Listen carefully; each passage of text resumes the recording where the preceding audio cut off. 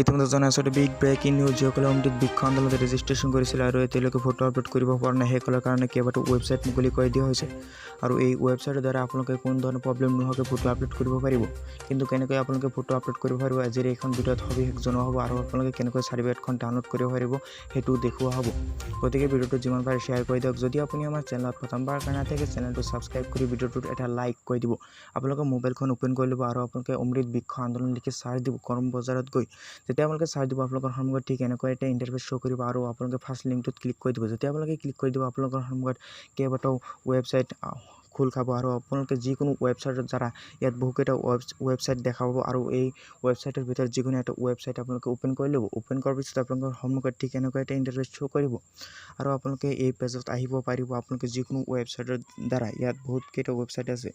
যেতিয়া আপোনালোকে ইয়াত আহিব আপোনালোকে ছাইডত দেখাব এটা 3 লাইন অপশ্যন আছে। আপোনালোকে ইয়াত ক্লিক কৰি দিব। ক্লিক কৰাৰ পিছত আপোনালোকে লগইন অপশ্যনটোত ক্লিক কৰি দিব।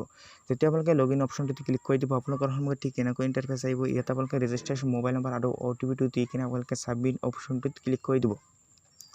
যেতিয়া আপোনালোকে ছাবমিট অপশ্যনটোত ক্লিক কৰি দিব আপোনালোকে ইয়াৰ পৰা যিকোনো ডকুমেণ্টছ যদি ভুল হৈ থাকে আপডেট কৰি ল'ব পাৰে আৰু আপোনালোকে চাৰ্টিফিকেটখন ডাউনলোড কৰাৰ কাৰণে আপোনালোকে ছাইডত দেখাব ডাউনলোড প্লেছ চাৰ্টিফিকেট ইয়াত ক্লিক কৰি দিব।